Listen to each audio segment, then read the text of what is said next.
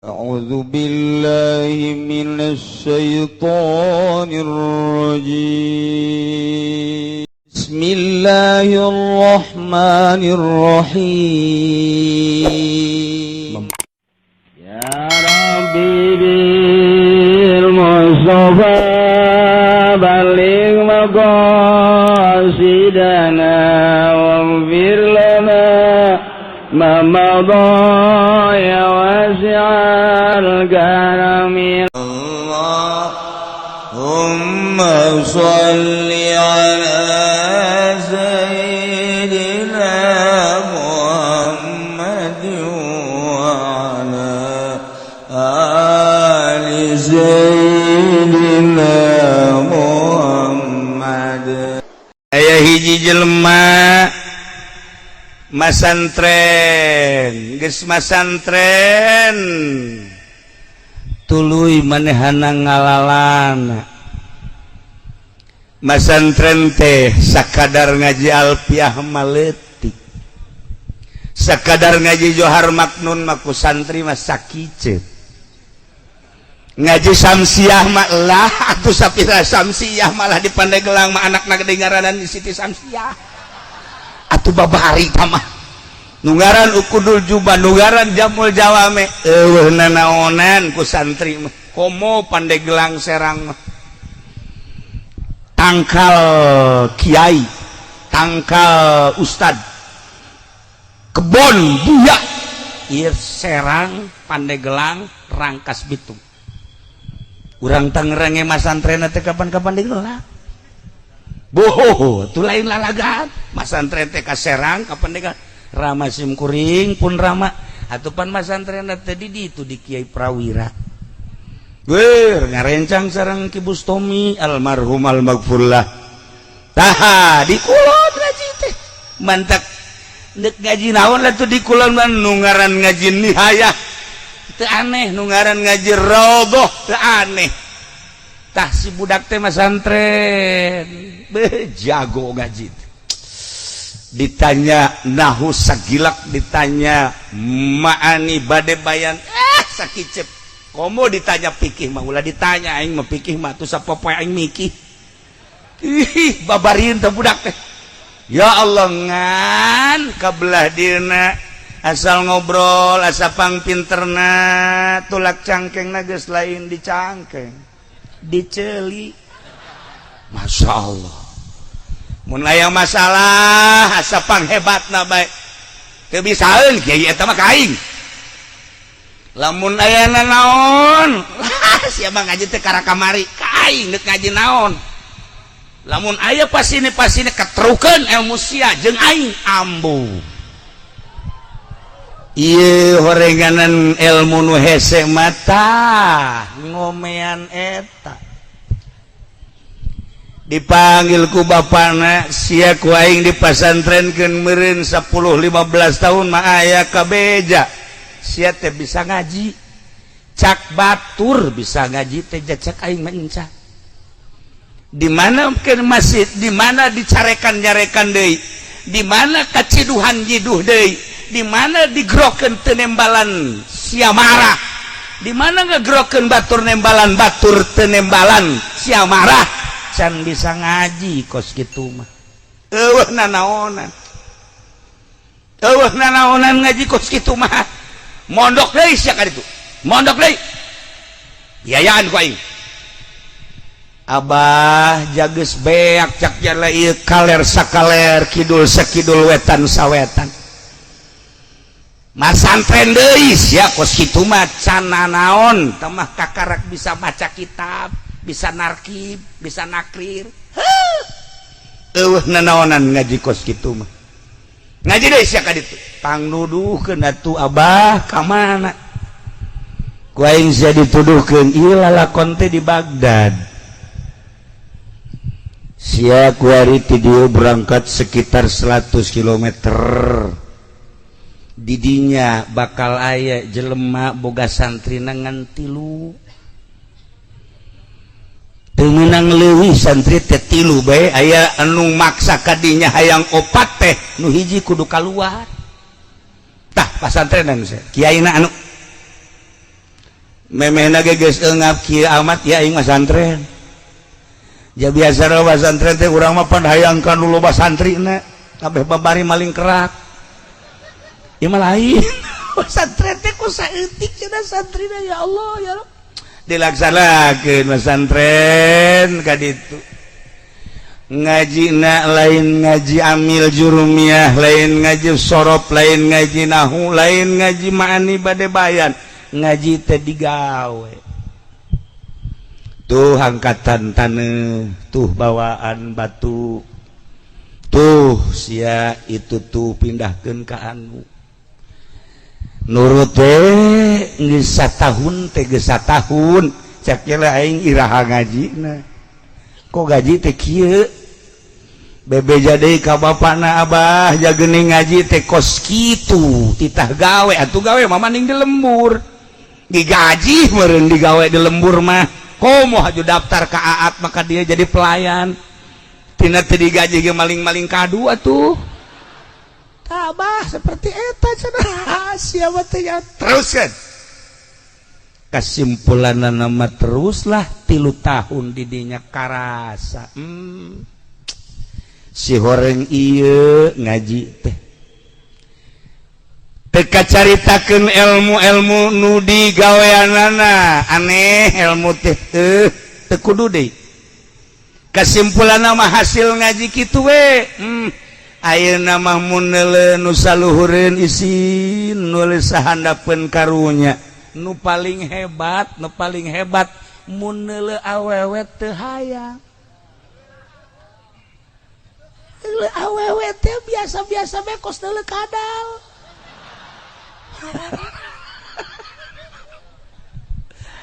pan ari ieu mah dikiaikeun ku batur lamun aya nu ngiceupan jahe beuh komo si eta mah teu kudu dikiceupan ngiceupan sorang jeung deui nya mah lain awewe bae keboreuneuh ge dikiceupan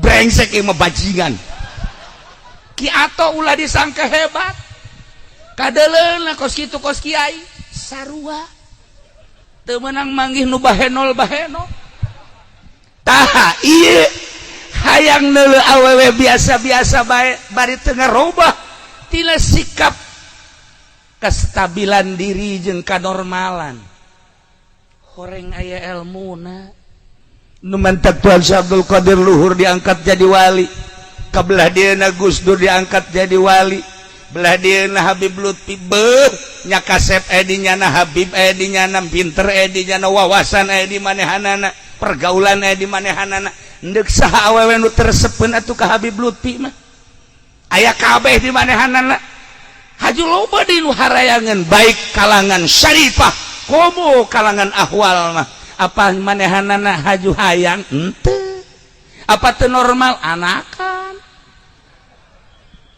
kapan sih mah nu kanyahoan me opat nu kanyahoan ku urang nu teu kanyahoan wallahu alam jajuri kabeh tah mah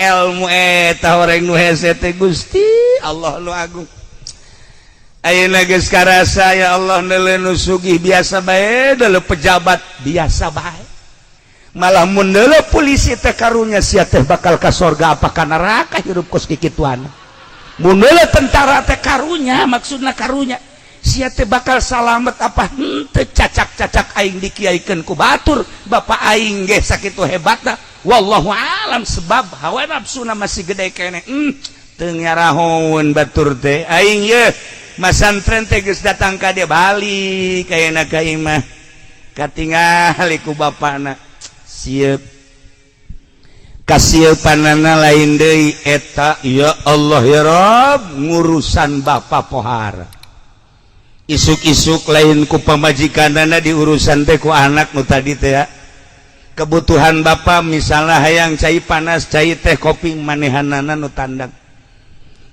nyeusehan baju bapak teh lain ku pamajikan tapi ku manehanana segala rupa teh ditangkes ku manehana hebat aing boga anak insyaallah alhamdulillahirabbil alamin hiji mangsa bapakna hayang dahar jeung hulu embe kebenaran sekitar 20 meter tidinya aya warung ngajualan hulu embe di Timur Tengah mah gitu kus di Arab. Akhirnya melilah si anak kadinya nunggus dikemas dipasak sakitu bagusna dijinjing ku manehanana kira-kira bangsa 10 meter deui ka imah dibongkar ku nyana ku anak cokel matana di dahar mantap sorangan bae celina ku nyana dipotong ke dahar letahna di dahar otak paneuna otak mantep he polo tak kudu boga polo mantap ke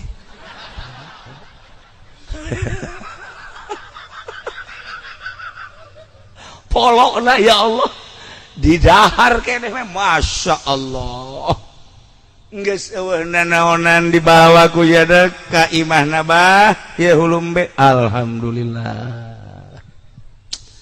dibuka ku abah na kaget ayo matana ka mana pecak bah matana bah embena pecak ai celina embena torek bah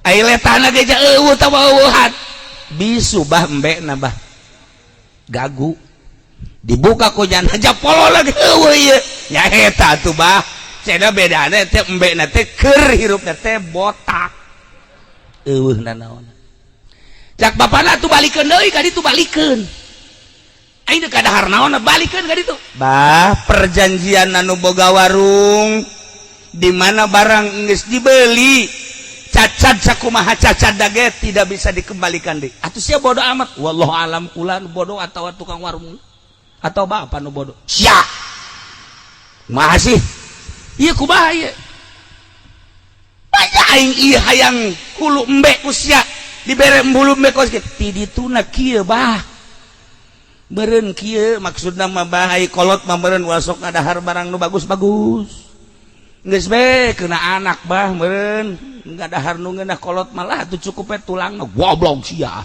ka aing sok kumaha naon meureun kitu bah ja meureun aya babasaan kolot mah lamun boga anak ngeunah tapi anak mah mun boga kolot nyang carung kolot mah lamun boga anak teh tah jeung sia tapi anak lamun boga indung teh jeung bapa titah di imahna ngan titah ngabujang mak di dieu bae nya seuhan tah budak siga hebat abah di dieu bae nya jeung kula tah atuh paculan-paculan sisi imah goblok henteu coba diserang ka mah lain di Pandeglang KTP nama urang Pandeglang tah ieu kolot sugih anak ngeunaheun tapi anak sugih wallahu alam sebagian akhirna ieu anakna disarekan bebeakan ku bapana cicing bae bahkan katampiling segala ku bapana teu ngalawan ai kos kieu mah anak teh bangkawara ku aing sia dipasantrenkeun diajikeun deui tapi ternyata sia ka aing teh geus kalojokeun gas ku aing sia dipenjarakeun sia mangga bae abah akhirna dipanggil hakim sageusna dipanggil hakim cak hakim aya naon bapak anak bangkawarah ngahina kukula geus diselidik katukang embena ternyata di ditu nama bagus tapi ka abah behak ujana kabeh ieu mah lain masalah dagingna lain masalah nanona tapi masalah penghinaan anak kakolot penjarakeun akhirna si hakim teh keke tanya heula maningan ge proses ulah main penjara bae proses heula geus di imah bae prosesna ulah kudu di kejaksaan mangga proses coba ceng ai maneh saha ngaran abdi abid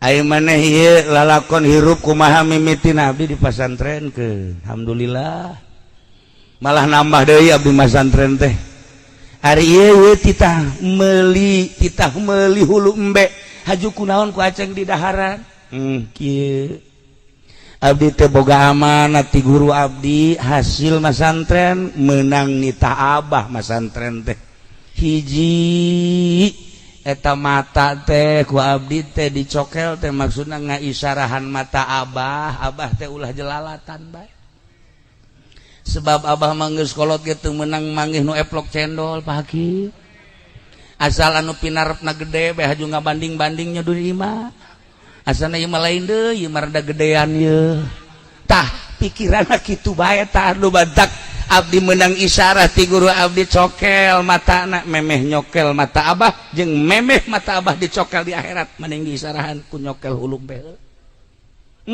cak bapana luhur ilmu siata iya aya teh ceuli pan abah masa popoe teh ngadengekeun dengan gitar bejeng suling teu eureun-eureun abah mangkaning abah teh geus kolot mun isuk page eta maot meureun teh ceuli bakal diproses di jero kubur teh ieu teh 24 jam teh dipake sare sabaraha jam dipake ngadengekeun naon sapopoena sedengkeun umur teh meureun 50 60 70 tahun ieu bakal kumaha teh ceuli cak guru abdi ceuli sing hade torekan nu mantep ku abdi diisarahan ieu ceuli embe teh dipotongkeun abeh abah ulah terlalu ngadengekeun permaksiatan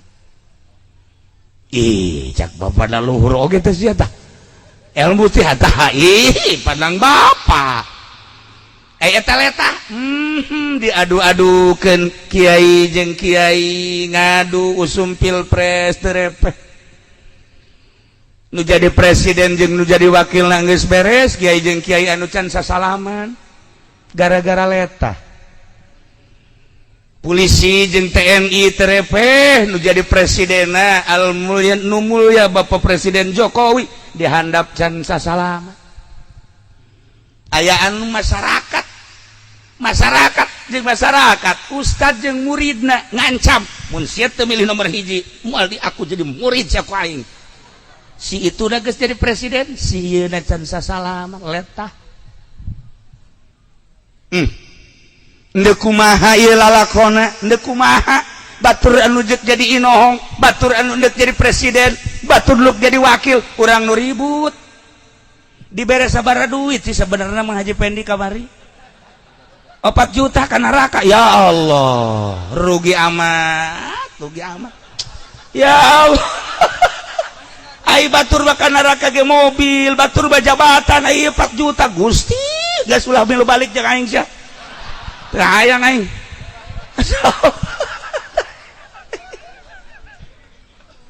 tah ukuranana jeung urusanana kos kitu ya Allah ya Rabb horeganan ilmu tinggal ilmu mun encan datang kana ilmu nu tadi dicaritakeun kitu bae di mana bae teu kudu ka gunung teu kudu ka leuweung di zaman Pak Harto di zaman Belanda nu diangkat jadi waliullah loba di zaman Inggris nu diangkat jadi kutubul aulia Ambalaya di zaman Denmark Ambalaya cerita seputar Banten orang cerita Inggris cerita Prancis cerita kitu Portugis cerita Belanda cerita RRC terakhir cerita Hindia jeung Arab cerita Banten berarti cerita eta ketika orang nyaritakeun Banten aya bahasa Belanda anu masih keneh datang ka ayeuna Paseban teh bahasa Belanda poci bahasa Belanda ketel bahasa Belanda jamang urang makan baju ayeuna jamang bahasa Belanda nah ieu teh bahasa Belanda Ambalaya cerita Banten berarti urang cerita negara-negara anu tadi nah baheula di zaman Belanda aya Paseban di samping aya Paseban teh aya lapangan jeung Paseban teh digunakeun ku Belanda paranti nyokotan hasil bumi cicing di Paseban berikut sekretarisna hareup paranti ngumpul-ngumpulkeun hasil bumi pare teh terutama lada asli hasil Banten anu geus kacelun kaun-aun kakoncara ka mana-mana kelasna lain nasional internasional dikumpulkanlah di dinya dibagi ku Belanda dibawa ku Belanda urang nemangan setik etalah Paseban tah eta lapangan seperti eta mana masjid nu lapanganan mana kecamatan nu lapanganan mana desa nu lapanganan urang teh mun nilik lalakon Banten seperti eta dijieun ku ari ku Aat Paseban tah paranti nampung jelema nu deuk ngadahar kadu ieu Paseban ngan Pasebanna baheula mah lain kieu Paseban model Banten tah ieu Belanda teh seperti eta ya Allah ya Rabbi kelahiran Kangjeng Nabi tanggal 20 April tahun 500 sekian gimbir musyrikin dengan kelahiran Kangjeng Nabi 12 Rabiul Awal Senin lahir Kangjeng Nabi karak lahirna wungkul kafir ge sararieuna musyrikin teh geus gimbir sieun sinar Kangjeng teh terus nyinaran Mekah nyinaran Madinah nyinaran sakumaha tadi kaunggulan Kangjeng Nabi teh hese dibayangkeunana jelemak wari daek diuk di dieu ye daek diuk di dieu lamun lain aya sinar Kangjeng Nabian moal daek terdorong tina sidar Kangjeng Nabi daek diuk di dieu harapanana tetep hayang menang syafaat ti Kangjeng Nabi naon bae anu terjadi macet jalan bodoh teuing batur mah lain deuk muludan ieu aing mah deuk muludan kunaon eta hayang menang syafaat Kangjeng Nabi hebat amat eta Kangjeng Nabi kahebatan Kangjeng Nabi dakwah Kangjeng Nabi teu kudu dicaritakeun kaistimewaan Kangjeng Nabi baheula di mana lempang Kangjeng Nabi mah ieu eta tanda jeung ciri karasulan Kangjeng Nabi ieu Kangjeng Nabi geus pada apal urang mun nyaritakeun berjanji nyaritakeun teh kahebatan Kangjeng Nabi sinar Kangjeng Nabi datang ke perang Kangjeng Nabi ketika Kangjeng Nabi perang musyrikin Quraisy Yahudi Madinah sararieun kabeh ge asana aing paeh sahabat mah perang paeh surga tapi musyrikin jeung kafirin paeh beuh harapan sama sekali di zaman Kangjeng Nabi mah sahabat teh pedangna teh dikarariekeun wae teh disarangkaan cicing di hareupeun imah cicing di sisi jalan maksudna naon ngadaguan iraha perang ketika instruksi Kangjeng Nabi perang bot begitu perang kayak informasi salaki bibi maot alhamdulillahirabbil alamin sorga ti heula saurang deui babaturan maneh perang di medan laga ceurik nya nama kunaon maneh ceurik sedih lain kunaon teu aing nu teu heula paeh zaman sahabat urang limun ningalina sirah kahebatan himmahna dina li'ilai kalimatillah seperti eta pahayang-hayang perang teh embung katinggaleun paeh teh ngeunaheun rarasanana ka surga ti heula gimbir perjuangan Kangjeng Nabi teh seperti eta diteruskeun perjuangan Kangjeng Nabi ku sahabat teruskeun ku para tabiin teruskeun atba tabiin datanglah dibawa ku Maulana Hasanuddin ka Banten diperjuangkeun ku Maulana Hasanuddin lanjutkeun ku Syekh Maulana Yusuf nyieun masjid Syekh Maulana Yusuf di Banten teh diteruskan ku putrana sampai ka Mafahir sampaikan ka Syekh Muhammad kabelah dieuna diteruskan ai eta ku Abu Abdul Halim eta teh sinar Kangjeng Nabi nu diteruskan di urang ari eta ku Abu Yatsidahu guru urang sararea ari eta ku Mama Sanja ai eta ku Ki Bustami ai eta ku Ki Prawira ai eta ku saantero kiai eta teh sinar Kangjeng Nabi anu terus melandang Banten boga sejarah lain sakadar di Banten tapi di dunia mun urang nyaritakeun sejarah Banten teh kajawaraanana Banten sadunya ulah sa Banten lain sa Banten kula geus carita tadi cerita Banten cerita Inggris cerita Banten cerita Portugis cerita Banten cerita di Denmark cerita Banten cerita Belanda cerita Banten cerita Arab cerita Banten cerita India cerita Banten cerita Cina Masya Allah pergerakan Syekh Maulana Hasanuddin berhasil ya Allah ya Rabb anu nurut ka Syekh Maulana Hasanuddin jadilah nuturkeun Syekh Maulana Hasanuddin di Banten lama aya sebagian masyarakat Banten anu henteu manut ka Syekh Maulana Hasanuddin berangkatnya ke selatan jadilah Baduy. Nah lamun urang neule udeng-udeng aat Baduy asana ieu mah ilmu Baduy ya tah ieu Baduy nu teu nurut. Ya Allah ya Rabb lamun urang jaritakeun seputar Banten saha nu teu kataji utusan jembak ka dieu diutus melalui Syekh Syarif Hidayatullah diutus ka dieu Syekh Maulana Hasanuddin bergerak jangan nanjarkeun agama Allah di Banten teh ieu teh lain semata-mata utusan aranjeunana utusan Kangjeng Nabi Muhammad sallallahu alaihi wasallam datang ke ayeuna masih keleh Kangjeng Nabi teh terus bergerak melalui ahli-ahli Allah melalui kiai-kiai nu di jero qalbuna aya ikhlasan luhur agama Allah dicekel ku jelema nu ikhlas luhur agama Islam dicekel ku jelema nu teu hayang ieu jeung itu hiji we agama luhur agama Allah lamun teu ngalirik kana dunya kana jabatan teu ngalirik kana naon hiji we Allah jeung Rasulullah Muhammad sallallahu alaihi wasallam. Mudah-mudahan urang kabehan hadirna di dieu teh disaksian ku Kangjeng Nabi Muhammad sallallahu alaihi wasallam nu disaksian ku Kangjeng di akhirat urang dibere syafaat. Sakitu kan harapan urang. Nah, etalah tadi lalakon teh cak bapana tadi da babana teh ku aing teh dipenjarakeun. Ternyata horeng pinuh ku isyarah nang abah teh abdi teh kikituan teh melalui guru abdi. Nah iyalah bah satungtung mata masih keneh dedelean nu ieu urang dek bergerak ngaluhurkeun agama Allah masih lulak lirik kana dunya lulak lirik keagungan mata ieuna ulah didelekeun kanu ieu bah didelekeun kanu itu satungtung celi didegekeun kanu biasa cara kuari bah nek bergerak melalui yayasan melalui majelis taklim pondok pesantren bah atuh pasinina dunia bae jeung keagungan kemuliaan celina bah celina rorek bah celina kitu keneh irungna kitu keneh letahna satungtung letah masih keneh rarasaan nu ieu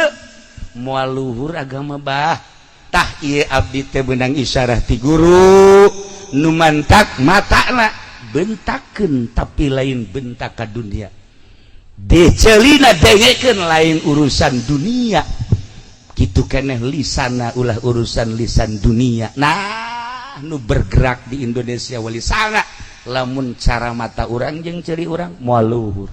Syekh Maulana Hasanuddin bergerak di dia lamun masih keneh mata kos urang celi kos urang moal luhur urang kataji ku abuya urang masyaallah pohara hese nurutanana sebab mata geus lain dedelean kos urang dedengeana lain kos urang urang ningali mama sanja ge zahirna mah biasa bae beuh moal ribuan anu ngaji teh ja alfiah mah sarua kitu-kitu keneh surahna kitu-kitu keneh tapi kok berbeda dedelean ieuna jeung dedengean ieuna geus lain dedelean cara urang jeung dedengean cara urang lelengkahanana geus lain cara lelengkahan urang alfiahna akur dibaca kadang-kadang semula lagaan tetapi kok lain deui Fathul Muin nu dibaca ku urang jeung ku guru-guru urang anu ikhlas lain deui kok dicaringin bisa ribuan sih padahal Fathul Muin akur bae lain deui dedelean ieuna jeung dedengeanana masyaallah mun geus datang ka dinya luhur agama. Nah ya hiji awewe di Baghdad ngaranna Nyi Malikah eta mah awewe ya Allah ya Rabb bae pohare hese jasa eta mah geus ada bandinganna geus hese irungna mancung ya Allah ya Rabb ieu pipina ngadaun seureuy ya Karim pandi-pandi gelang mah daun nangka daun matana bentik ya Allah ya Rabb istilah parahyangan mah ieu tah halis da ngajeler paeh gadona ge endog sapotong pandi serang mandog hiji ya dijualan deh endog lagi tah Haju ieu lenggik sakumaha biola. Masya Allah. Ieu bitis teh bitis. Ngabuah jantung cek urang Bandung mah. Di dieu mah pan buah nangka mah lulu. Wow, harata ieu geulis. Nu paling hebat warna kulit disebut beureum lain disebut hideung lain disebut putih lain. Masya Allah. Mun urang jaritakeun warna Kangjeng Nabi abyadu syarban bihumratin putih kemerah-merahan. Urang mah hese nyaritakeunana di urang mah ka Madinah gerage ningali bulah awewe, ningali lalaki umur 20-24 tahun. Beuh nu kasepet tadi Madinah. Kula ka Madinah ningali eta kasep amat bareng neuleuh babareng jeung yo. Ieu mah kos kieu mah lain jelema juri ka saleh mah. Mana di Madinah karasep mah masyaallah karim. Tah inget boro Kangjeng Nabi na umatna di zaman ayeuna bae nu kasep masih ambalaya keneh. Pohara komo Kangjeng Nabi. Nah, ieu awewe nya Siti Malikah pohara geulisna. Haju di samping geulis sopan. Ngomongna lemah lembut. Hiji lalaki nu henteu tertarik. Pan aya di Pandeglang mah geulis ge ka mana dia? Atuh kaget urang. Ndet daek ya henteu. Ka mana dia? Bau burak pohara. Tah eta saware. Ieu mah masyaallah lemas ngomongna bade ka mana? Waduh. Abdi teh bade ka sareng saha? Kan geunah. Kan ngeunaheun ka dieu ka jantungna. Aku malah mun kieu mah ngiring atuh abdi. Boh, atuh paeh di dinya nya mah. Atuh paeh di dinya. Ieu geulis jasa ya Allah ya Rabbi. Ngan hanjakal kageulisanana dijualan horenganan jadi WTS. Masya Allah karim istilah baheula WTS teh kabelah dia nama perek kabelah dia na deui mah eta teh cek urang Garut mah cek urang Bandung ublag ngaranna cek urang dieu mah ngaranna naon atuh nyahoan teh mah ja sok meureun jablay hebat taata tah atuh kulataran geulis target lagi Masya Allah karim. Mun kuari Mbak Syahrini sabaraha sapeting 1 juta balikan teu nyaho harga teh mah budak ye teh borong Gunung Karang mahal hargana ya Allah ya Rabb pokokna mah kelas bos kelas pengusaha kelas pejabat ge bangsa ti camat ka handap moal diladenan ti bupati ka luhur karak eta ge geus lain saeutik ti bupati gubernur wah komo bangsa polisi-polisi mah nya keamanan yang ngamankeun nya ngilu sararia aja saya polisi baheula tapi kuari mah leuwih parah. Nah iya nah ya si Malikah teh pohara amat Masya Allah karim. Watu nu kontrak sapeting nu kontrak seminggu nu kontrak sabulan atuh laku da luar biasa geulis da lain lalagaan gelis dan lain lalaga. Ya Allah ya Rabbi. Nah ieu si abid tadi santri anu geus hebat teh endek naklukeun jelema. Dakwah di kelas biasa mah babari cek si abid. Dakwah anu make punggang panggung mah lah tah mah biasa. Dakwah ngadakwahan jelema-jelema anu henteu kabair mah gampang ye aing mendek ngadakwahan si ya ku aing coba ku aing dibeli sia ku aing hebatna si abid dakwah teh lain di panggung aja dibayar lain sia batu muludan teh geus dibuleudan sapeting 10 juta berarti 3 peuting 30 sabaraha tah atuh sia mah neraka dakwah kos kitu mah atuh hei tah ieu mah lain ieu mah ya Allah si abid dakwah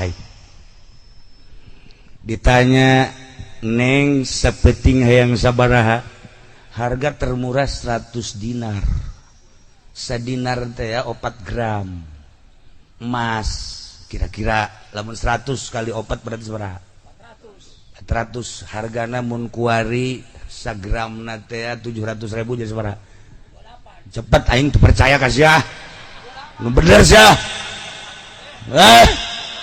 paingan rugi bae ta dagang. jauh ke harga bloon tuh budak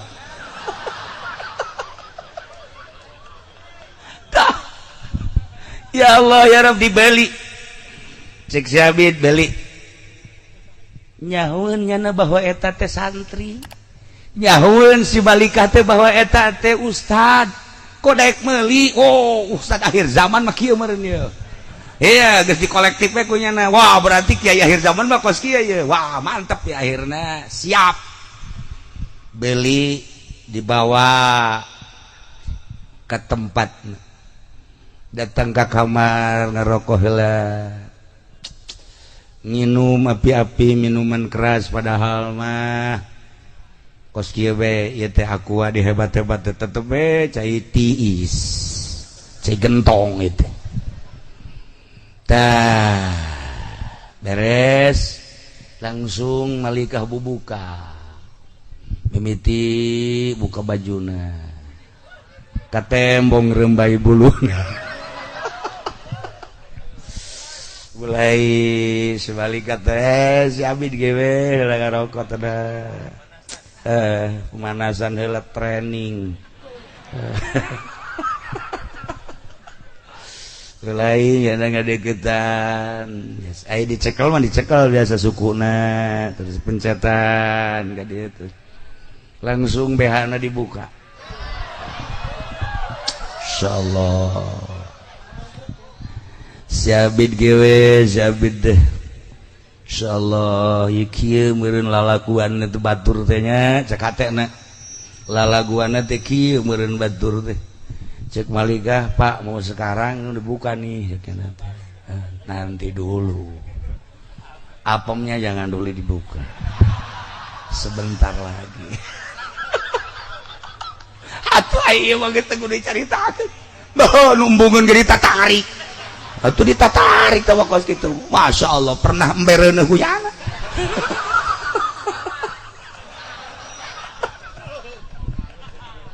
tah akhirnya geus kapetingkeun cekel kumanehanana bitisna dicekel ping-pingna cekel cangkengna kunaon eta malika jadi ceurik rembes cai mata ke neng kunaon dia dicerik belayan kakak lain deui jeung belayan nu lain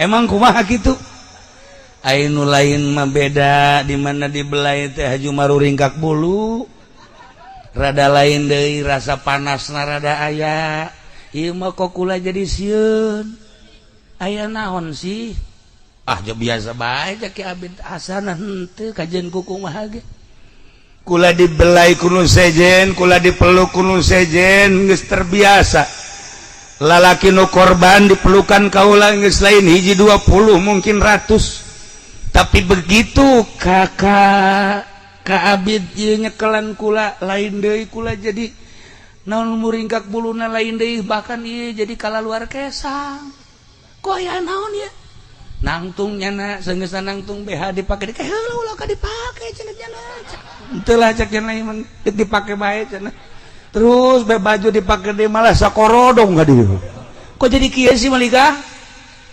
kula mah jadikeun pamajikan bae pat kula mah geus endeuk-endeusan jadi jablaina hayang jadi pamajikan Abid iya tuh nanaonan endeuk nanaonan kok kikieuan aya rahasiahan aya naon pangbukakeun rahasiana kula moal meunang balik ka kakak moal dibuka ieu kunci lawang lamun encan dibejaan aya rahasia naonan sehingga kula kok jadi kesangan jadi lain deui perasaan jadi lain deui berbalik birahi kaula nu tadina poho ka akhirat kok kuali jadi inget ka akhirat aya naon ieu begitu dicaritakeun cek Abid kula ieu selalu begitu ngadenge anjeun terus bae dihajar maca sholawat bae terus kula berangkat teh deuk ngadakwahan anjeun maca sholawat teu eureun-eureun kula terus maca sholawat mun tayang ka Allah bari nu digambarkeun Kangjeng Nabi lamun Kangjeng Nabi Yusuf disalametkeun tina kejaran Siti Zulaikha lamun baheula di Baghdad aya nu disalametkeun tina kejaran wanita lamun baheula aya nu disalametkeun di Uspan tina kejaran wanita jeung loba-loba wali Allah maka kaulah dek naklukkeun anjeun melalui sholawat ka Kangjeng Nabi ja Kangjeng Nabi teh ditinggaliana lain teh cara urang maka kula nyambat ka Kangjeng Nabi melalui maca sholawat coba kukula dek diragapkeun ieu hasil sholawat kaula ka awak anjeun paingat cek balik kula mah geus bae ieu mah embung ke kumaha ge hayang dikawin bae ye kumanya kula ngawin kos kitu ye awe nu sejen loba de gratis sakeun atuh gratis ge emang aat tah tadi gratis ge siap jasa dah iyalah akhirnya terus badahana baralik sagesa baralik nah di ijazahan sholawatna burdah mulai sholli wa sallim daiman abada ala habibika khairil khalqi kullihim eta sholawatna min tadhakuri jiranin bidhi salami mazajtada manjara min muqlatin bidami bahar basit deku bahanga bahar kenana terserah nu jelas mah eta nabiyuna amiruna fala ahadun abarra fi qawlila minhu wala na'ami maulaya sholli wa sallim daiman abada ala habibika khairil khalqi kullihim urang mun hayang ngimpi ka pangijeng Kangjeng Nabi bae maca sholawat maulaya tur maca na'am saro sareupna na'am saro taifu man wa farqani wal hubu ya taridul ladzati bil alami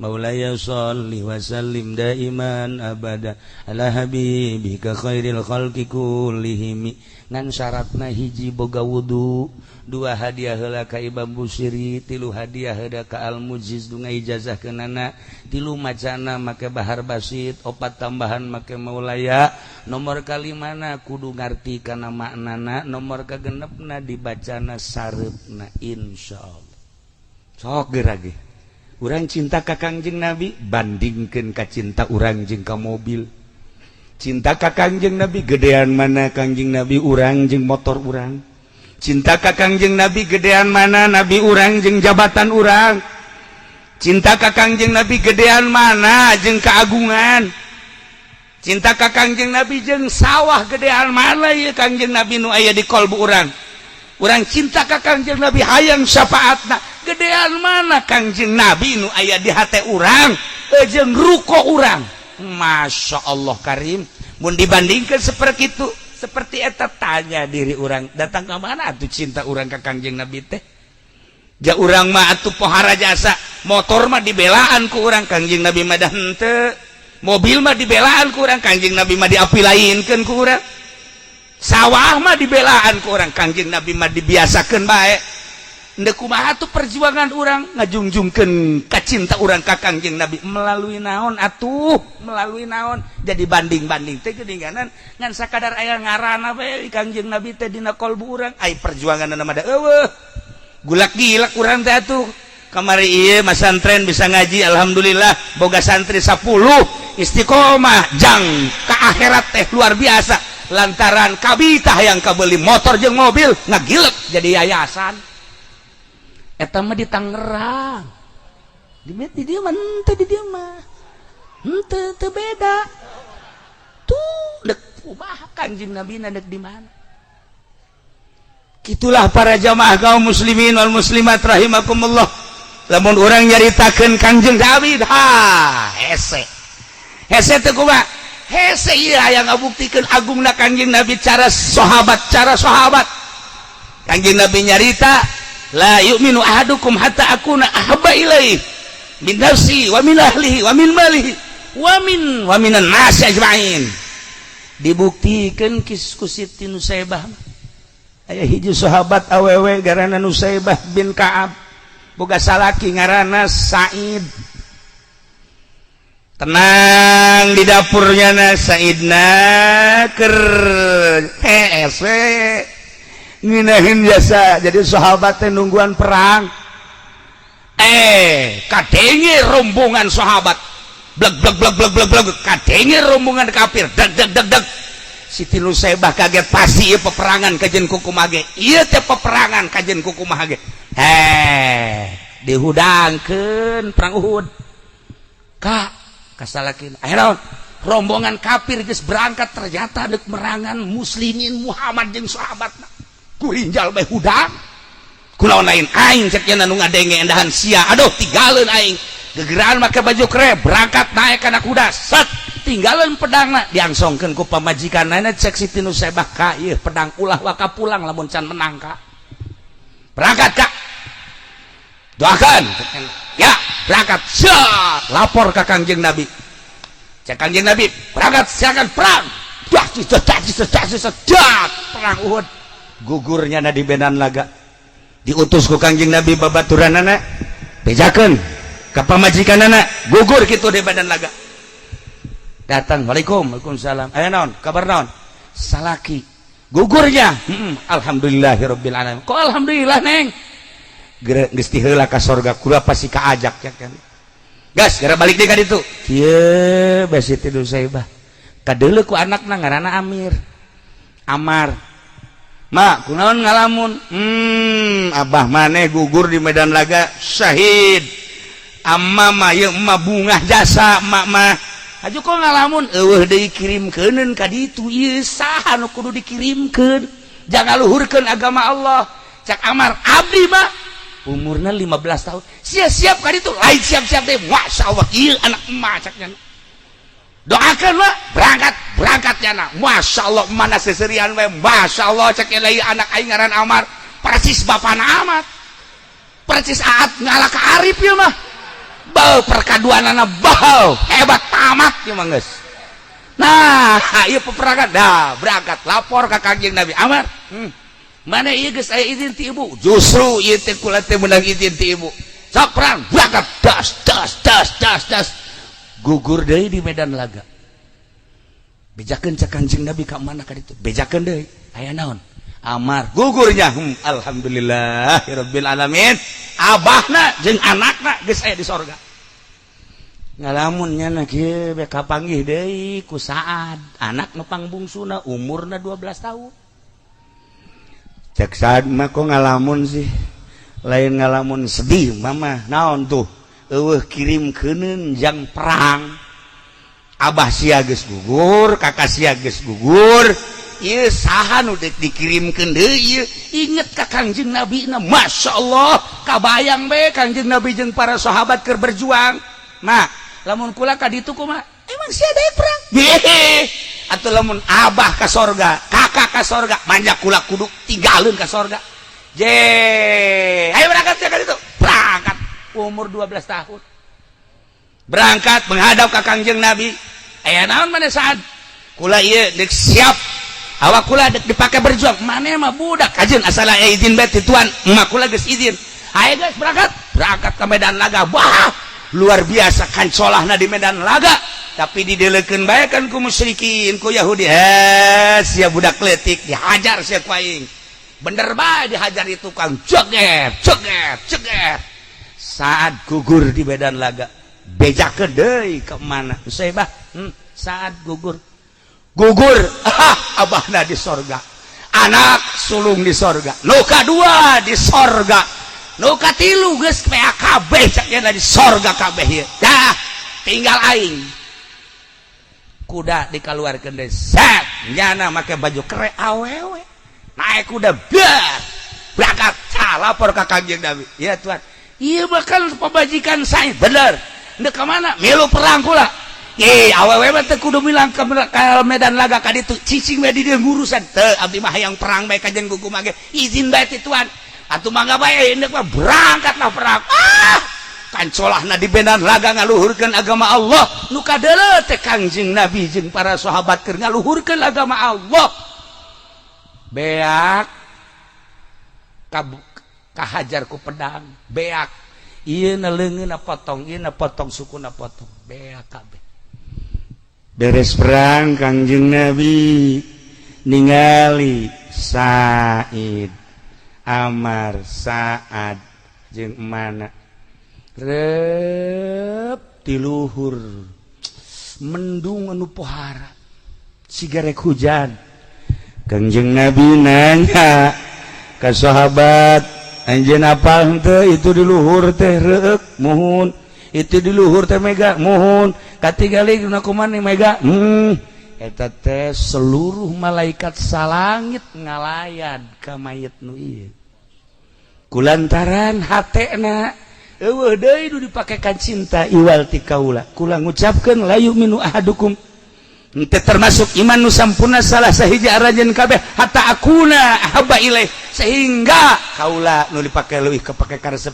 min nafsi tibatan awakna ieu modelna min malhi tibatan hartana tah ieu modelna min ahli tibatan ahlina tah ieu modelna minan nasi ajmain tah ieu modelna dilayadna geus lain ku gubernur dilayadna geus lain ku raja dilayadna geus lain ku bupati komo ku polisi mamun bisa mah urang paeh ulah dilayad ku nyana ku tentara kitu keneh lah nanaonan maca sholawat moal aja ulah kitu cenah kiai hai nya nana maca sholawat tuh masalah ngan beusi urang datang ka dinya mawan ieu priwit bae kitu nah atuh loba polisi ge nu hebat hai nu hebat tuh masalah tah iyalah dilayadna ku malaikat salangit nu ngomongna Kangjeng Nabi Muhammad sallallahu alaihi wasallam iyalah perjuangan Islam teh kudu Kangjeng Nabi teh leuwih dipake ka cinta batan dirina leuwih dipake ka cinta batan hartana leuwih dipake ka cinta batan ahlina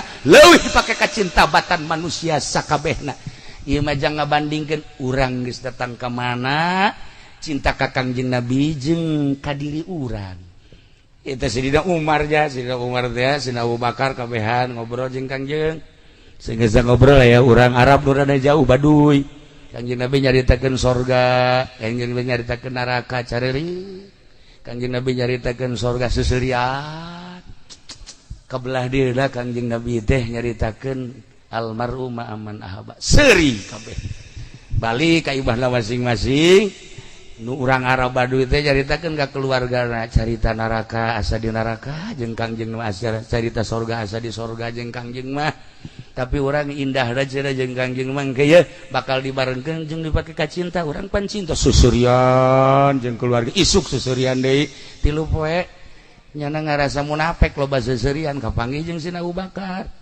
Abu Bakar kula mah munafik kunaon asana ibadah teu sabaraha tapi asa di ka sorga bae munafik asa deui kula ge sarua cek Abu Bakar asa aya bae ta bahasa Kangjeng Nabi heuh bebejalah ka Kangjeng Nabi sagesa bebeja ka Kangjeng Nabi cek Kangjeng Nabi bagus masalah cek eta urang Arab teh cek urang Arab abdi mah ieu nyaritakeun sorga asa sorga nyaritakeun neraka asa neraka ieu teh kieu nu paling dipake ka resep bahasa Gusti almarhum aman ahaba Jol Sidina Umar cek Sidina Umar teh cek Kangjeng Nabi Umar aya maneh cinta ka kaula lu atuh lain cinta deui cintaan kasaha maneh jeung ka kaula kula mah aya sajen mah bus ka katuan we ngan ka awak kula mah cintaan ka kaula lah cek Kangjeng Nabi kos kitu mah neraka cek Sidina Umar cintaan katuan awak kula mah pokoknya diwakafkeun jang tuan tah lamun kitu sorga mun kitu sorga nah kieu Umar ieu cak Kangjeng Nabi almarhum ma'aman ahaba jelema dibarengkeun jeung nu pake karesepna kula alhamdulillah ngan cek Sidina Umar sakieu ayana ja kula mah Abu Bakar kitu urang Arab kitu tenang cek Kangjeng Nabi saha sih manusia nu teu berdosa kabeh ge aya lain rasul jeung nabi mah berdosa bae ngan engke di akhirat ketika ieu jelema diwilah-wilah melalui bendera siqal ladzina taqaw ila jannati subhanahu hatta idza jaa wasiqal ladzina taqaw bakal digiringkeun jelema nu takwa ila jannati subhanahu ka sorga wilah rombongan aya bandera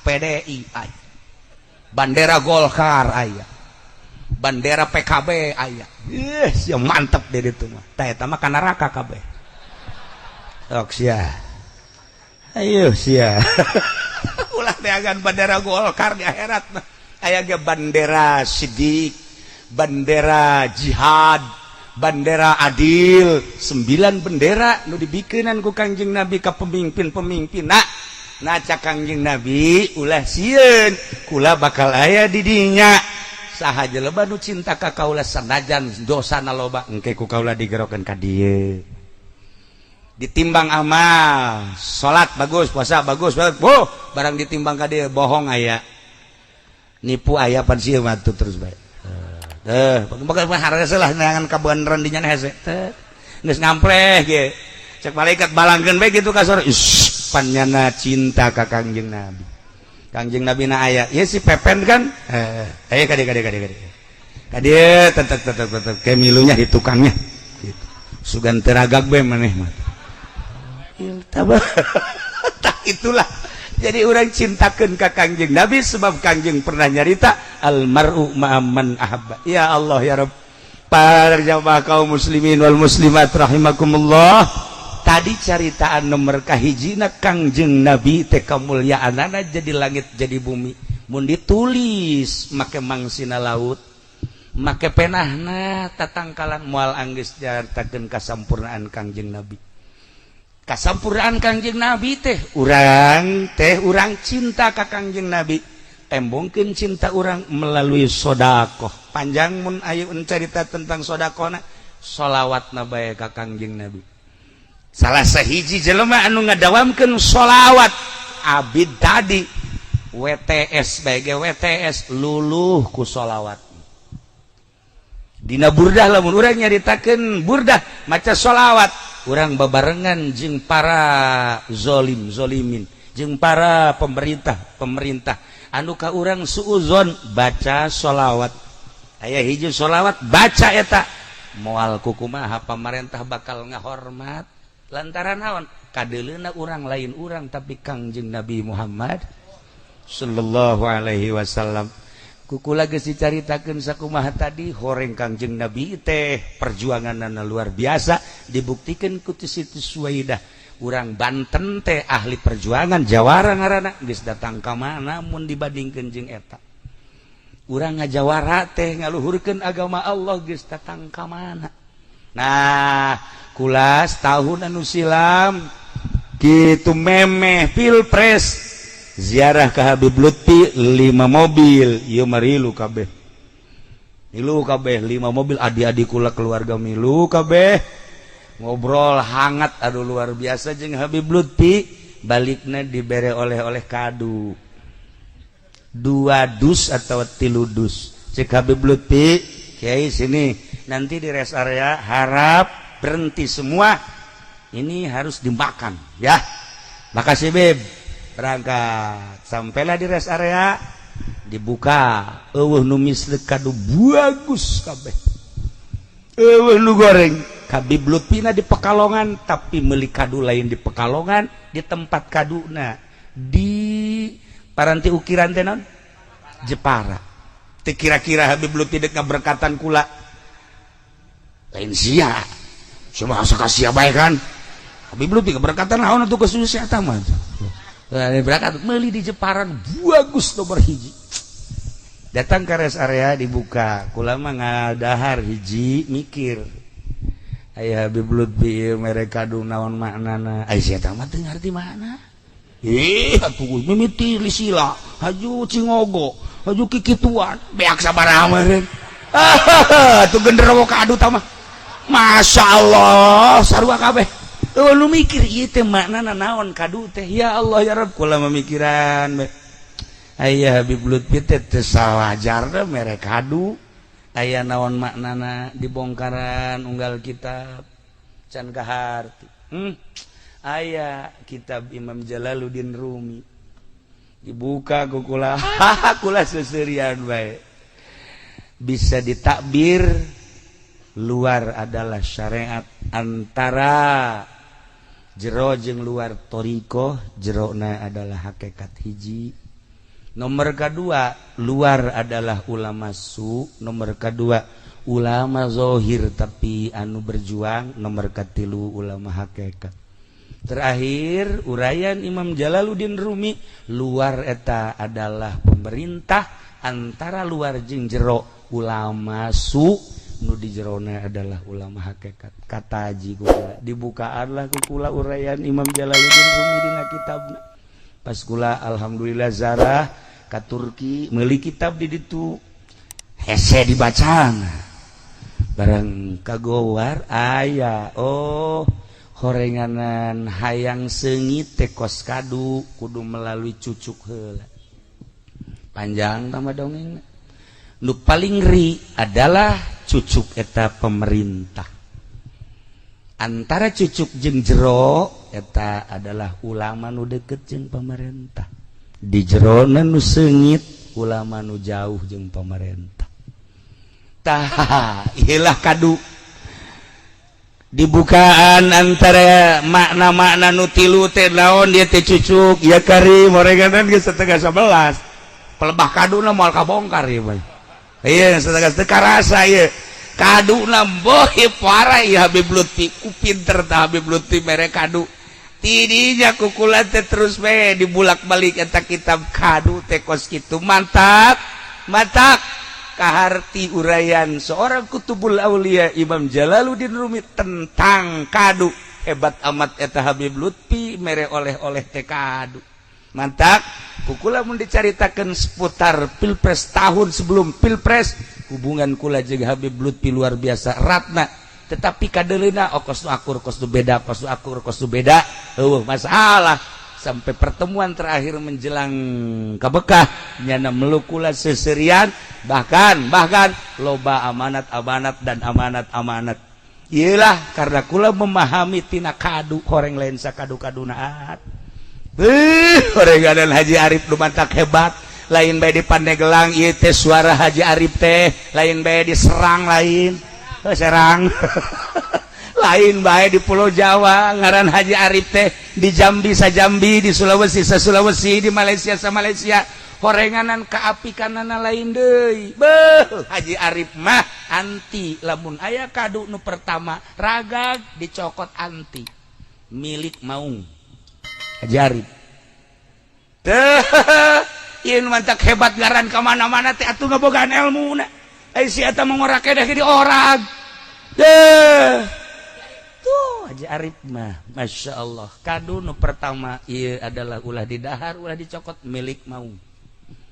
Haji Arif kumaha ieu jaan geus eueuh maungna. Atuh aya maungna marake kopeah ku ari mah. Tanggap maung we teh ieu ge lain deuk mulu dan ka dieu teh deuk ngarorowot ben sabenerna.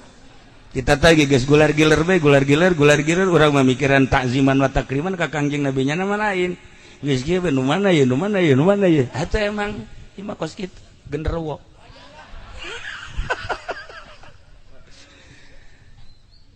Buah kedua ala ngan sing hade ulah bersuara ngalah buah nu kadua. Ilmuwan Haji Arif henteu sambarangan. Buah kedua ala ulah bersuara. Buah katilu mangga bersuara ge masalah. Buah nu kaopat hati-hati sebab naon? Maung teh horeganan geus lapareun deui. Maung teh lapareun deui. Nu terakhir jang maung deui. Asli leuweung kos kitu. Seputar Banten teh baheula teh perdagangan. Negara nu 5 tadi teh istimewa. Memeh orang Maroko datang ke dia berjuang melalui Batuta. Sabaraha orang Maroko nu gugur di Demak, di Jawa Timur, Jawa Tengah termasuk di Banten. Nu mantak keistimewaan Banten geus teruji ilmu dugalana lantaran tilu urang Maroko nu ka dieu ulama gugur kabeh.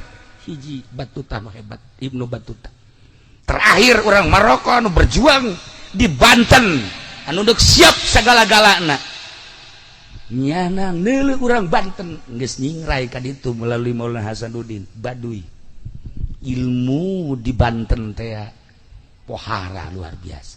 Terketahui lain sakadar di Indonesia tapi di dunia. Nah, carita ilmu perdaganganna pohara, sejarah geus ngajelaskeun.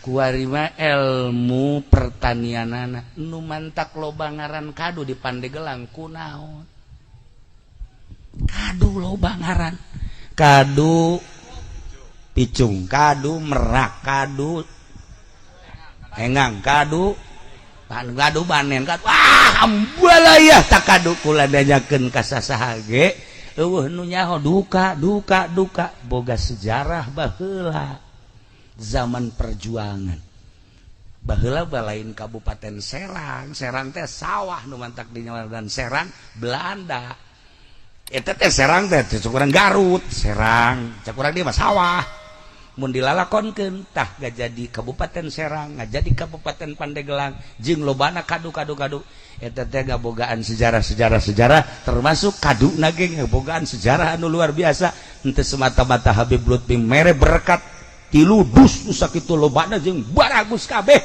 horenganan aya makna anu tersimpan dina kadu teh kunaon teu jeruk kunaon teu apel kunaon teu manggis tapi kunaon kadu Habib Lutfi mere berkatna ai si eta mah tuh teu nyahoana naon datang ka kuari ya kitu-kitu bae sugan ngarti cucu kadu atuh henteu sugan ngarti naon eta kadu henteu jangan mah pokona mah bahkan ku aat ge ieu teh deuk dibere teh lain sakadar kadu tuh kadu nu disemen ge deuk dibawa kan leg-leg ku sia kabeh aku teu garti-garti dah ya Allah ya Rabbi aing boga babaturun ku kieu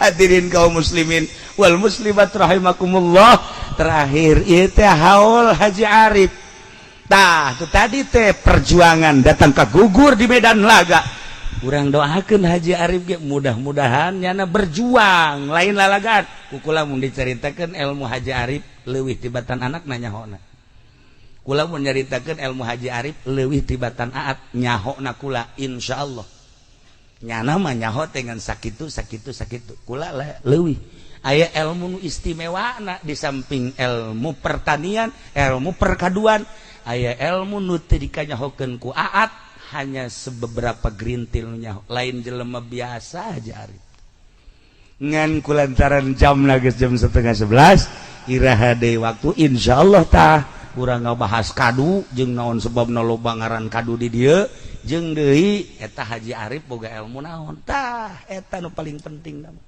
ngan kuari doana mudah-mudahan Haji Arif dihampura sakabeh dosana dicaangkeun di kuburanana dilegakeun di kuburanana dibere kanikmatan kubur ku Gusti Allah Subhanahu wa taala guru-guru urang bapak-bapak urang bapak kolot urang dulur-dulur urang nu maraot saantara nu haladir di dieu khususna umumna di Kabupaten Pandeglang Serang jeung Rangkas Bitung Lebak kabeh mudah-mudahan dihampura sakabeh dosana dicaangkeun dilegakeun di kuburanana dibere kanikmatan kubur ku Gusti Allah Subhanahu wa taala doakeun aat sekeluarga oge para panitia mudah-mudahan dibere jala lembar ku Gusti Allah Subhanahu wa taala urang hadir di dieu di akhirat mudah-mudahan disyafaatan ku Kangjeng Nabi Muhammad sallallahu alaihi wasallam jeung urang mudah-mudahan maut husnul khotimah mun hayang ningali makhluk Allah anu teu pernah maksiat malaikat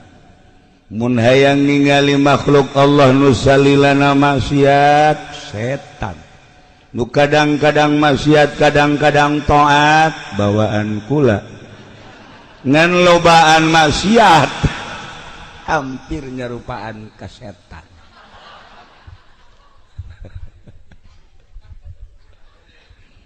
ku ayana manusia mah antara malaikat jeung setan atuh disupri titah nuturkeun instruksi Gusti Allah melalui syariat melalui thariqah melalui hakikat lamun bisa ngabersihanana leuwih ti 50% naik ambeuna seungit kos malaikat lamun teu bisa ngabersihan terus we kahandap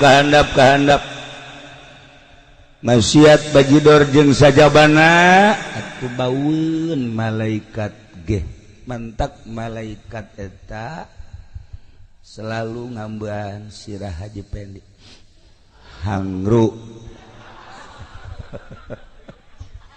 bau karunggoni cek malaikat. Ya Allah ya Rabb.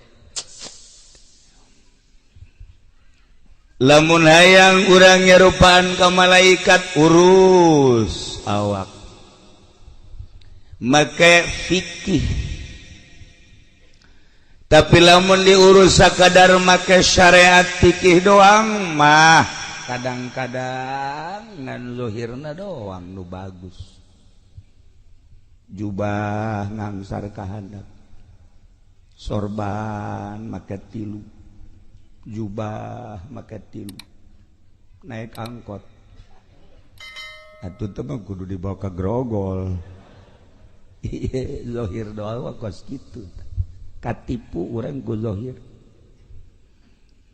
Encan seungiteun malaikat teh, tapi ketika dirarapi batinna ulah aya panyakit-panyakitan, ulah aya panyakit-panyakitan, panyakit diantara anu geus merambah di urang deket teuing ka makhluk poho ka khaliq, sehingga make jas hayang ka alam ku makhluk. Ulah dehem biasa bae sih make sorban hayang ka alam ku makhluk, teu meunang salah warna, kudu akur luhur jeung handap teu besi teu ka alam ku makhluk. Nah ieu teh calon dan nu kos kitu pisateun. Bersihan gerage tina panyakit-panyakit, sebab urang teh baheula suci ketika diturunkeun ka dunya, diasupkeun ka jasad, loba watek-watek di jasad, mata, celi, irung, sungut jeung sajabana. Roh urang teh milu ka perwatakan eta, ketika kaluar deui teh maot atuh bobolokot. Nilah nu dikhawatirkeun teh ketika urang maot, ternyata roh urang teh henteu suci sakubah anu pertama. Sedengkeun nu bakal menghadap ka Gusti Allah teh lain awak. Ketika roh keluar, awak urang nama dicengcerikan, dipandian, dibungkus, disolatin, dibawa ke kuburan, dikubur nu kamari di komandan-komandan anak buah namalah nincekan, nu kamari di bapak-bapak anak jeung incu nincakan kuburan. Bahkan anu kamari di buya-buya di mama-mama murid lagi milu nincakan ngagoler di jero kuburan. Nu kamari ieu di dunia teu meunang salah sare teh, kudu aya kipas, kudu aya AC, kamar kudu gede bae jeung kudu harum bae. Kasurna ge teu meunang salah, inoak maafkir, kudu spring bed bae, masya Allah kari, make baju teu meunang salah, make sapatu teu meunang salah. Isuk pageto mah geuninganan asup ka kuburan, boro-boro aya spring bed, boro-boro aya kipas, boro-boro aya AC, usik-usikan ge hese di jero kuburan. Eta mah jasad. Ternyata anu menghadap ka Sang Maha Khaliq mah roh urang.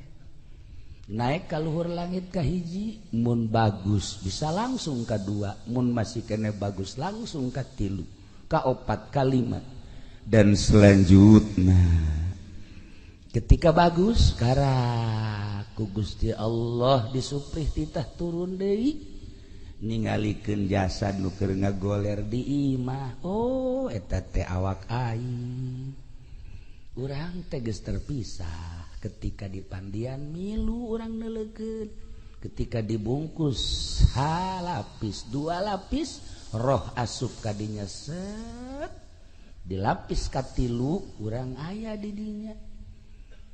terus dibungkus di talian sing kenceng nalian jadilah pocong dibawa ke masjid kadenge saha imamna saha anu beritakeun sebab roh urang aya di dieu dibawa terus ke kuburan milu urang Masya Allah kan.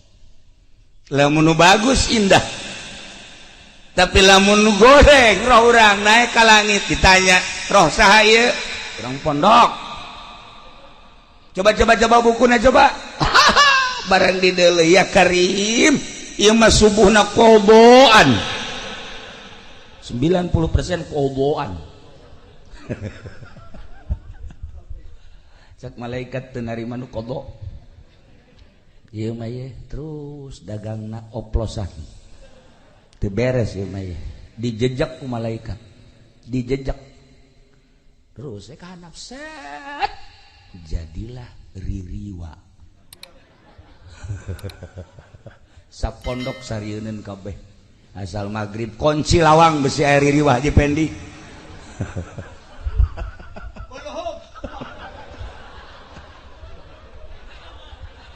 main kuluhum ya Allah ya Rabb Masya Allah Inggris seperti itulah bakal terjadi di diri urang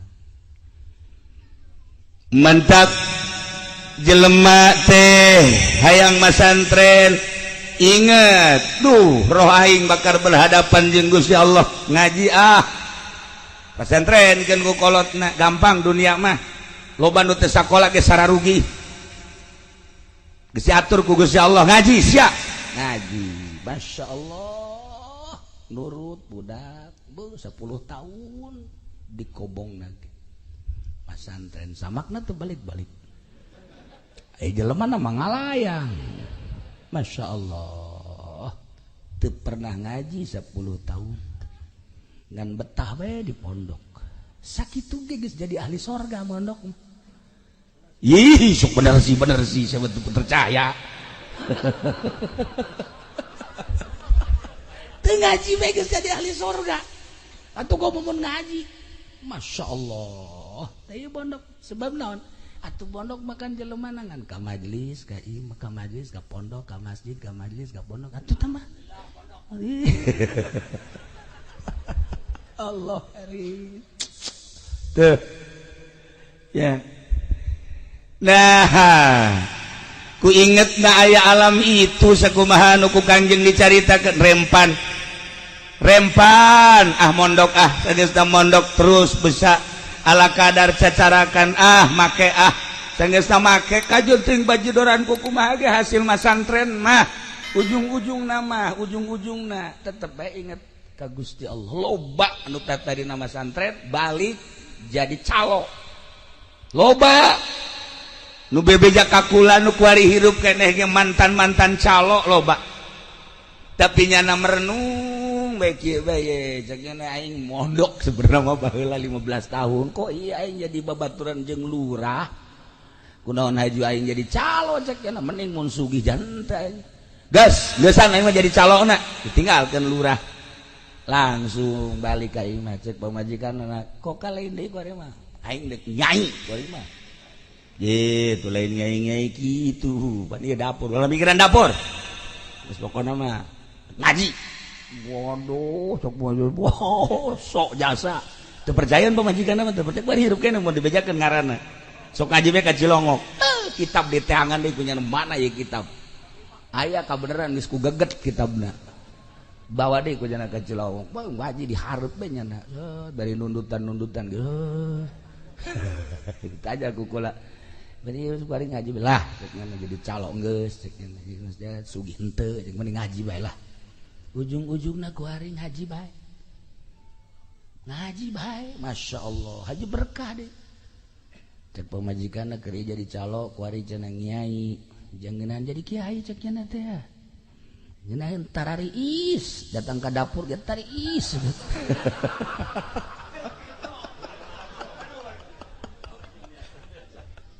Masya Allah ujung-ujungna gerage ujung-ujungna buku kula diceritakan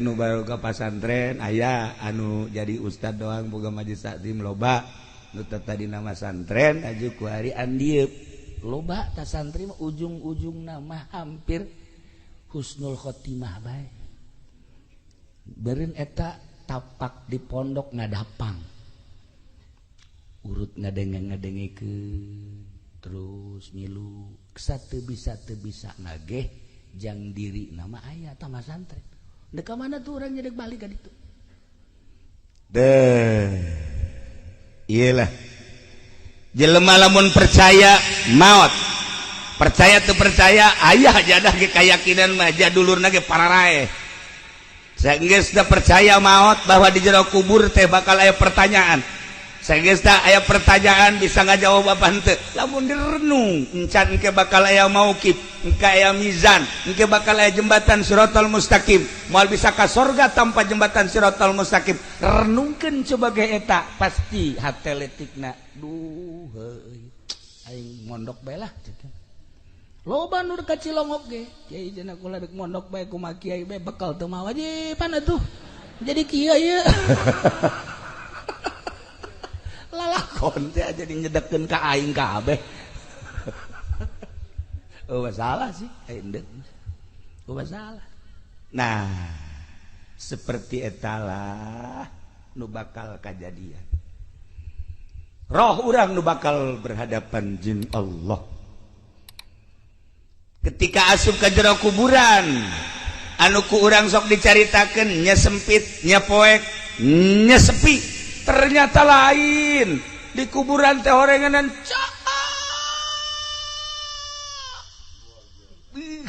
pohara rame moal Kanjeng Nabi Allahumma wasi' qabrahu wa nawwir qabrahu atupan meureunanan gede kuburan teh ku doa Kanjeng cahayaan berarti kuburan teh dina Ibadatul Ahkam pan dicaritakeun nah rame di jero kuburan teh cek Imam Ghazali saha anu nyebutkeun bahwa di jero kuburan sepi ternyata begitu datang ke kuburan Masya Allah rame teh lain lalagan rame kapanggih saha Kasep Ahmad oh abdi teh salat nu 5 waktu Masya Allah hari ieu abdi tahajud anu ieu abdi duha ya Allah ya Rabb hari ieu abdi teh jariyah hari nu ieu teh ngabonceng babaturan ngaji teh ya Allah ya Rabbi ieu saha ieu nu Kasep Abad abdi zikir cenah nu ieu sholawat Masya Allah hari ieu muludan cenah teh abdi sok nyumbang aqua teh hiji paingan rada leutik sama ieu raya kabeh rarentul di jero kuburan teh ya Allah ulah disangka di jero kuburan teh sepi orang bakal kaparang sok gerage Haji Pendi maot kapagi ieu sahih hideung amat ieu bohong hari nu ieu coba amat coba mati ieu nipu hari nu ieu wah ieu mah maling karung araya kabeh rame mengaji orang di jero kuburan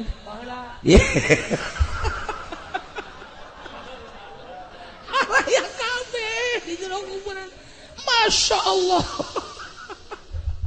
kaparagi orang kuburan ya Karim caksaha sepi rame nu mantap para aulia Allah mah para solihin mah maot eta kan istirahat nikmat nu kamari sibuk ku ibadah ku ari jero kuburan istirahat menikmati hasil daripada amal-amal ibadah ninaheun ngadenge Kangjeng Rasul ngadenge para sahabat ngadenge para tabiin ngadenge para aulia-aulia Allah dongeng geus ambalayah jasa ngadenge para ulama-ulama solihin indah maot eta nikmat istirahat barang ngadenge Haji Pendi maot sieun perasaan babaturan nu karitu malulu aduh tah ragap diri urang ketika urang maot saha nu bakal jadi batur urang di jero kubur anu ngabibitian di jero kubur terus ngabarengan ka mauqif ka mahsyar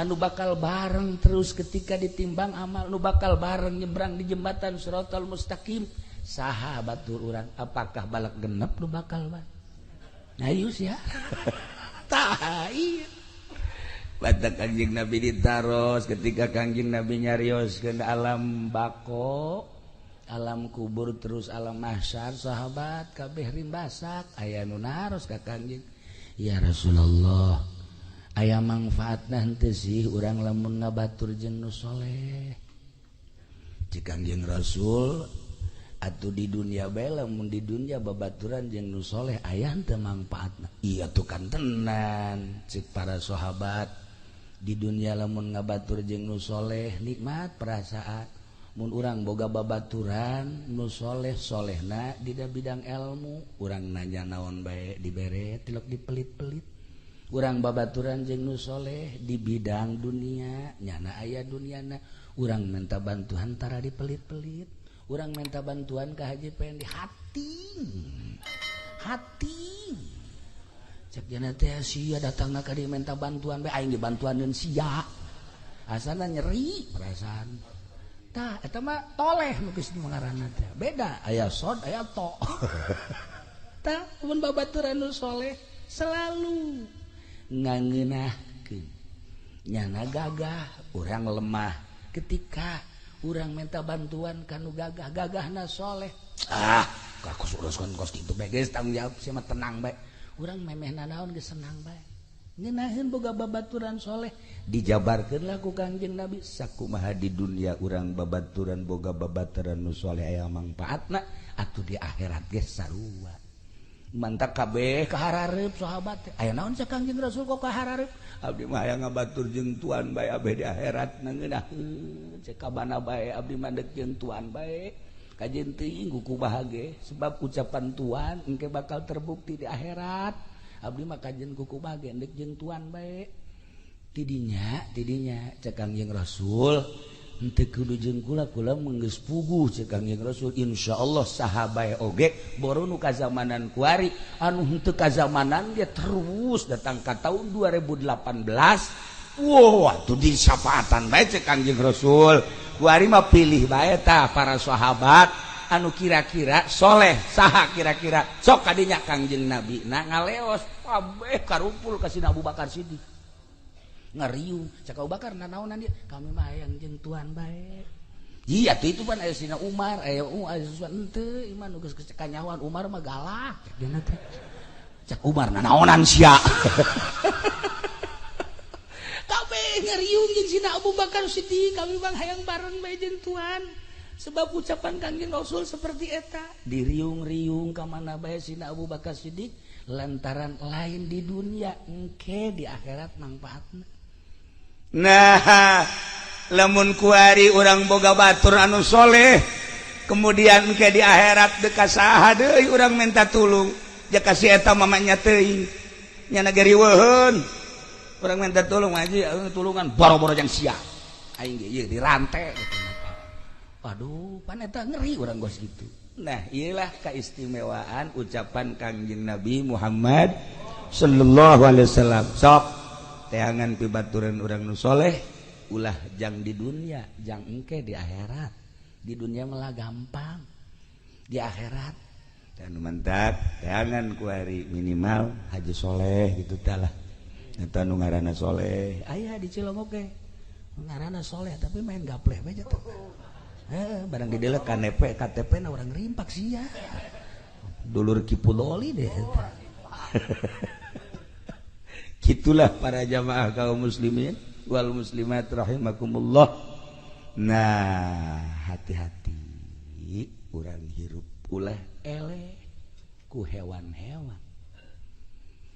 Ketika Kangjeng Nabi nyaritakeun ana Madinatul Ilmi wa Aliun babuha. Ngagelo kabeh di sahabat, hebat amat Ali. Ana Madinatul Ilmi.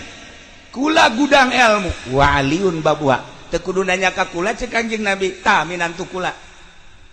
Mejeuna Kangjeng Nabi mah boga minantu teh Sidina Ali. Sedeng. Lamun Haji Pendi boga minantu nu kuari sedeng keneh sarua. Akur lah lamun ieuna ngabohongna 5 minantuna 10. Betul, lebih dahsyat teman berarti nya. Tah. Sidina Ali idareketan go sahabat Sayyidina Ali. Ali moal mislik ka jeung kumaha ge ucapan Kangjeng. Naon? Kula mendek nanya bae soal zahir mah gampang. Soal zahir mah teu kudu ka anjeun. Kula mah rek nanyakeun teh soal batin. Soal naon? Kula mah dek nanya teh eta bae lamun hayam tah hayam nu kadenge ku anjeun sasadana kumaha? Nu kadenge ku ente? Nu kadenge ku kari mah kongkorongo. Kombo hayam Cianjur mah. Napas urang geus beak nya encan. Pelung Cianjur pohara eta. Wih. Cek Sidina Ali nu kadenge ku kula mah lain eta, nu kadenge ku kula mah hayam teh bahasana subuhun kudusun rabbuna wa rabbul malaikati war ruh. Subhanallah walhamdulillah wala ilaha illallah wallahu akbar. Masya Allah. Saha urang nu bisa ngadenge suara hayam modal kitu. Tapi kadenge ku Sidina Ali mah subuhun kudusun rabbuna wa rabbul malaikati war ruh. Mantap Kangjeng Nabi nyunahkeun urang boga hayam jago warna putih sukuna koneng. Moal aya di mana ge. Sukuna koneng kok moal aja mah. Hese. Tah eta sebab naon? Eta teh horeganan baca zikir subhanallah subuhun kudusun rabbuna wa rabbul malaikati war ruh. Sedengkeun bahasa eta teh bahasa nu sok dibacakeun ku malaikat Jibril alaihi salam. Ketika turun di langit macana subuhun kudusun rabbuna wa rabbul malaikati war ruh. Ruh teh malaikat Jibril. Dek naik deui maca subuhun kudusun rabbuna wa rabbul malaikati war ruh. Babacaan malaikat Jibril bisa kakalayangan sadunya maca subuhun kudusun rabbuna wa rabbul malaikati war ruh.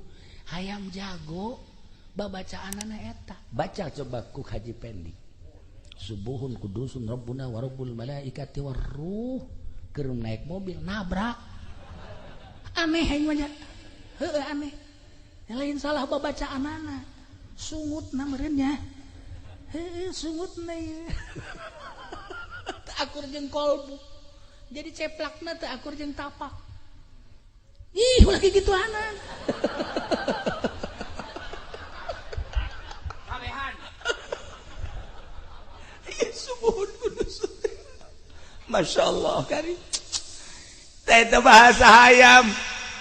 Sidina Ali ditaros deui tuan. Ari eta sih bangkong. Kumaha eta bahasana? Bangkong bahasana subhanallah alhamdulillah subhanallah alhamdulillah subhanallah alhamdulillah. Bangkong moajan subhanallah alhamdulillah subhanallah alhamdulillah. Teu eureun-eureun. Kadenge kurang kok. Horegan subhanallah alhamdulillah subhanallah alhamdulillah subhanallah alhamdulillah. Eta bahasa bangkong. Coba bahasa Haji Pendi, goni karung. Atuh masih kene muliaan bangkong jeung sieu mah. Masya Allah karim. Gas bari mah urang manggi bangkong, usapan. Manggi sieu tinju. Hebatan bangkong. Masya Allah karim. Satu ketika aya si Mbak lulumpatan ka imah ba'da subuh. Si Mbak aya naon Mbak, ada apa? Saya kaget cenah tadi malam. Kaget apa sih? Kaget, kok saya ngedengar suara perkutut saya. Kok bahasanya bukan suara perkutut yang kedengar sama saya. Ih, luhur amat sih Mbak. Apa yang kedengar sama Mbak? Kedengarannya ilallah, la ilaha illallah, la ilaha illallah, la ilaha illallah. Masya Allah Mbak. Mbak itu jam berapa itu bangun? Jam 3. Kok bisa bangun jam 3? Mau ke pasar sekian teh. Terus dagang sayur.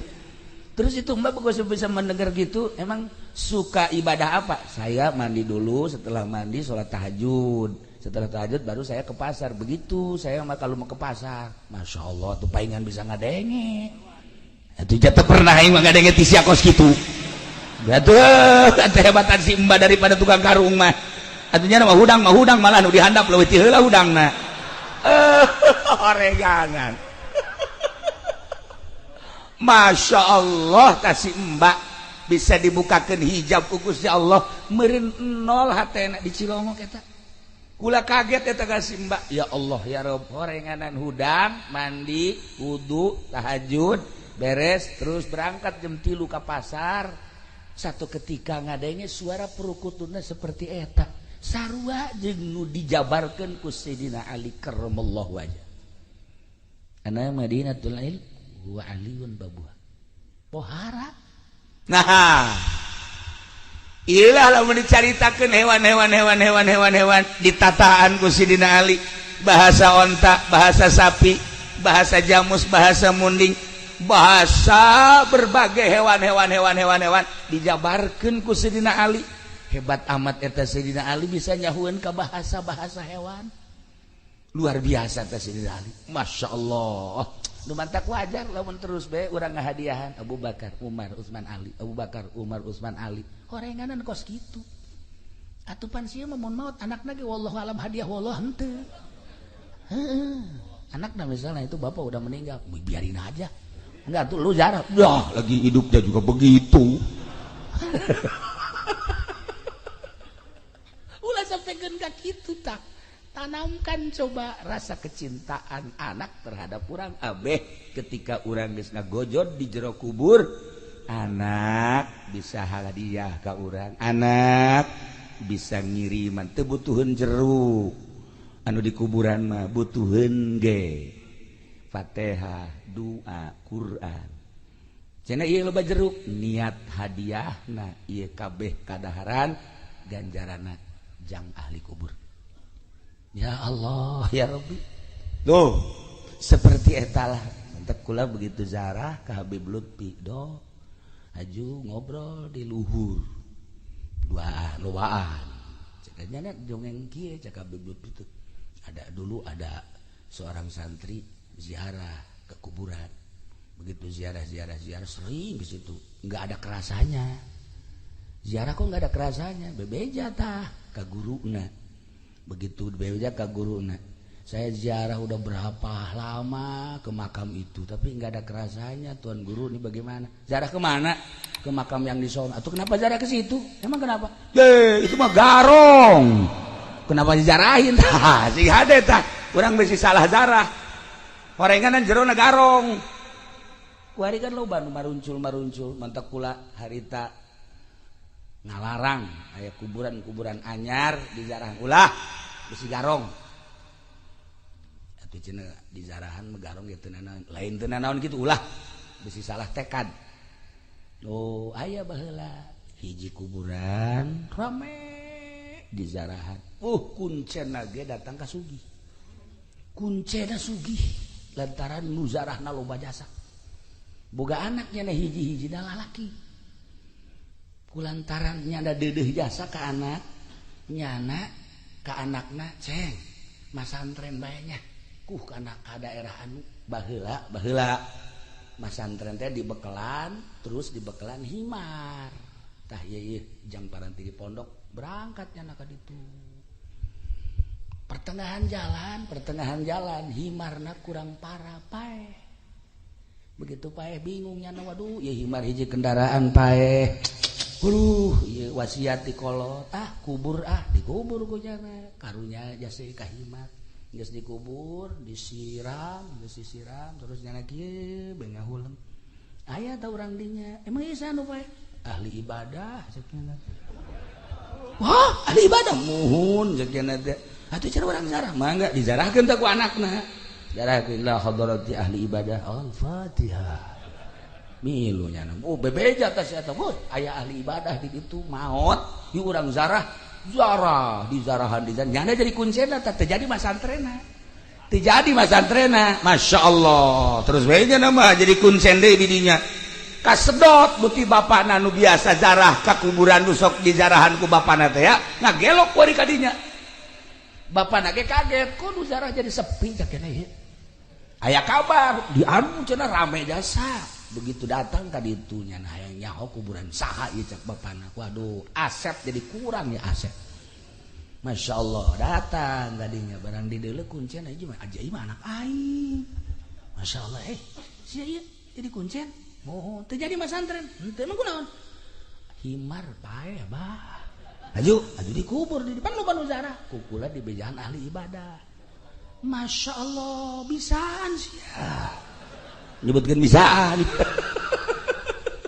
iya itu kasedot ka dieu nu Abah masyaallah masalah lah ulah alhamdulillah kuari mah geus bisa nyeun imah dan lain sebagainya keke bah aya Abah sih eta ngajarakeun itu eta sesah kuburan sah ih atuh mana ieu cakeun atuh sarua tah mah horenganan itu mana ieu anakna tah horenganan sing hade kukucuran duit teh horenganan kumaha ti luhurna baheula teh hasil nguncen anakna jadi kuncen deui baheula teh duit teh ti imah himar kuari jadi himar deui anakna anak himar nah ieulah pendidikan supi ulah sambarangan horenganan lamun carita almarhum Abah baheula mah santren di Kosambi kemudian aya santri maling peuteuy geus kitu dahar bareng cak Abah teh ieu peuting nang di mana tah meunang ngalah tinu tatangga ulah di dahar cak Abah teh asuh bahaya sia eta keur di pondokna keneh geus bisa amanat ulah di dahar aya nang maling mah pan si ieu mah lain nang di mana teh sia nang maling keneh urang oragu kan beda bahasana gen mah teh kos kieu teh bentukna di pondokna keneh kudu dijaga masyaallah nah iyalah horenganan kokocoranana ti mana sing hade pernah aya hiji jelema usaha sagesa usaha boga anak opat nyana masantrenkeun anak nu opat teu sambarangan ngabiayaanana sanajan usaha baheula mah ya awi baheula mah giribig dan lain sebagainya tetapi usaha anu jang ngabiayaan anak manu dianggap halal lagi pisan teu diakurkeun teu dicampurkeun jeung hasil usaha-usaha nu sejen nah ieu anakna nu opat-opatanana jadi kiai kabeh biayana beda masyaallah sok kuari ngaji pendi ngabiayaan anak hasil ti dagang karung ulah dididik ta anak kudu sejen nyahok we ka karung asal didelep ku anakna karung ayam didelep karung goni kalung nyempet aya kalung nyempet tah sorangan sebabna bensina nu mantap para habaib kahandapna jadi habib tetesan ti luhurna habib tuh mana kieu anak kiai ge kahandapna engke minimal jadi kuyai nya kuya dicai lamun kiai na apik baheulana duit di pamarentah mah punyana tilok di dahar ai leutik mah kitu pod kan lah ieu duit bangsa ti calo-calo tara nah diapika anak teu kudu usaha hese beleke gerage bakal netes ka anak tapi lamun sambarangan nah ieu teh urusan ngaji mah gampang udek ngaji naon babari kuari mah malah teu kudu masantren kuari mah pencet HP dek ngaji naon di HP dek ngaji naon dek ngaji hakikat ge aya di HP dek ngaji hakikat geus aya di HP masyaallah guru mursyid Abah Google geus aya tadi HP mantap mararikung kabeh jelema aya kabeh tapi lain eta nu hese mah mengenal Allah nu kudu boga guru lain sakadar ilmiah sebab lamun eueuh guru hese engke nuduh-nuduhkeun anak menuju Allah mah hese sebab naon loba penyakit engke akibat lamun eueuh guru teu kaambe anak himar gengke di zarahan bae tapi lamun boga guru tek urang jeung Habib Lutfi be datang ka makam kaambe ahli tawakal urang zarah deui ka hiji makam gumo Gus Dur sarua ahli sobar nyahoeun Bu begitu zarah Habib Lutfi seri bae ini mah bukan kiai bukan wali bajingan ceknya kaambeun misalnya tuh wauhan jeung Haji Pendi ya, Haji Pendi maot, ajak Habib Lutfi kadinya. Coba Bib tolong zarahin ini siapa ini orang. Jaga mantu.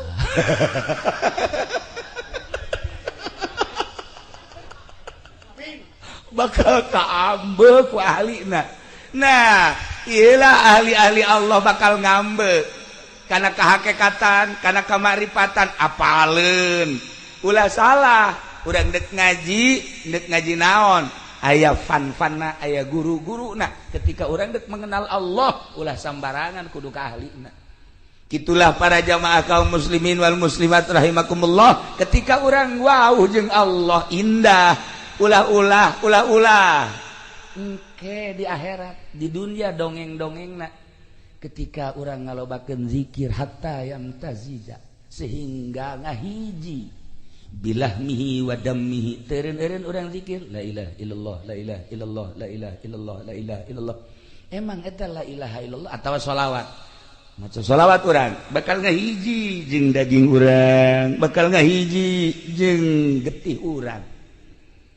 Ketika guru kula di Banjar, Kiai Haji Mumu putra ayah Banjar, sok ngedeng nya nama ta salat teh di masjid, aju kerek. Kadenge kan ku sate. Haji Mali gundam berarti. Allahumma sholli sholatan kamilatan wa sallim salaman taman ala sayyidina kekerek deui. Kayak malik deh, Allahumma sholli sholatan kamilatan wa sallim salaman. Gundamna bae sholawat. Gundamna sholawat. Coba si ieu gundam. Ayo coba. Hayang nyaho coba ayo. Gundamna. Goni.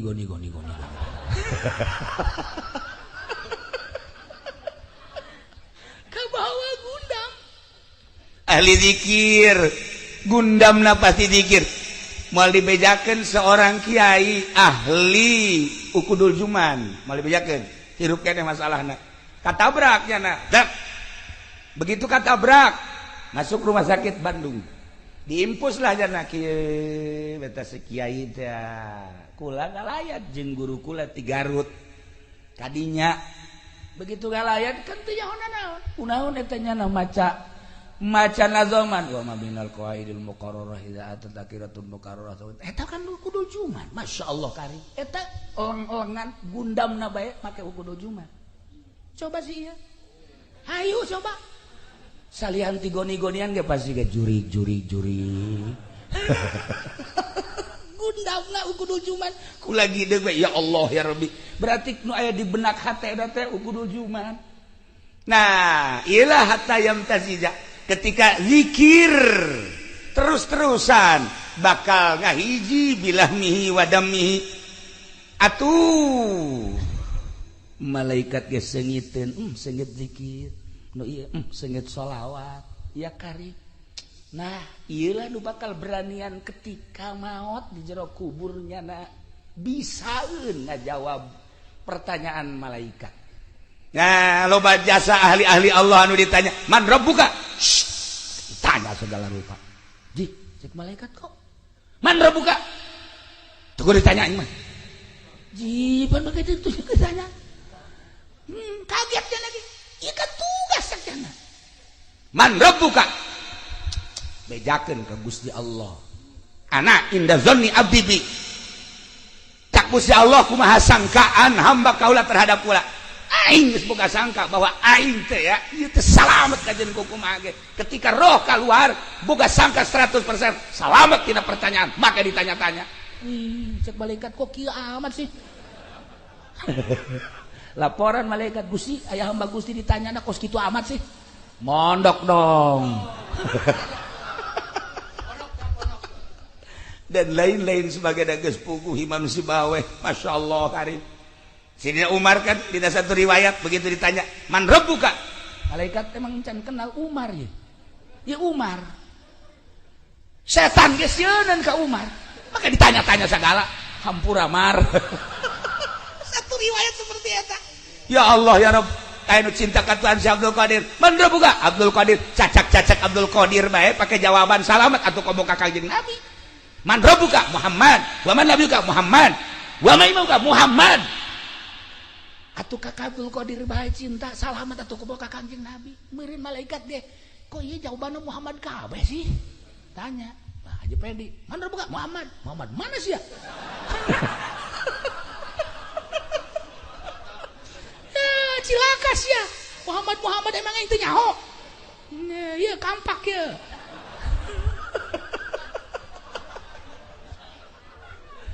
gambaran ahli-ahli Allah mun urang macaan dina kitab-kitab sufi, Masya Allah indah jasa dengan berbagai jawaban-jawaban anu ngangeunahkeun pisan ka batin. Sebab naon? Asma Allah, sifat Allah jeung zat Allah na geus ngahiji di awakna. Jadi nu ngajawab teh lahmihi wa dammihi. Tisaeutik ahli Allah ketika terjadi peperangan ngucur getihna kahandap ngabentuk Allah Allah Allah Allah. Aya nu ahli sholawat ngabentuk Muhammad Muhammad Muhammad Muhammad. Batur seperti eta renungkeun jeung tafakuran coba diri urang mun maot getih urang naon, getih urang naon. Itulah para jamaah kaum muslimin wal muslimat rahimakumullah, tina urayan kaula di awal tepi ke akhir ieu adalah merupakan jang memikirkan masa depan urang ti mimiti kubur datang tak terus ke alam mahsyar.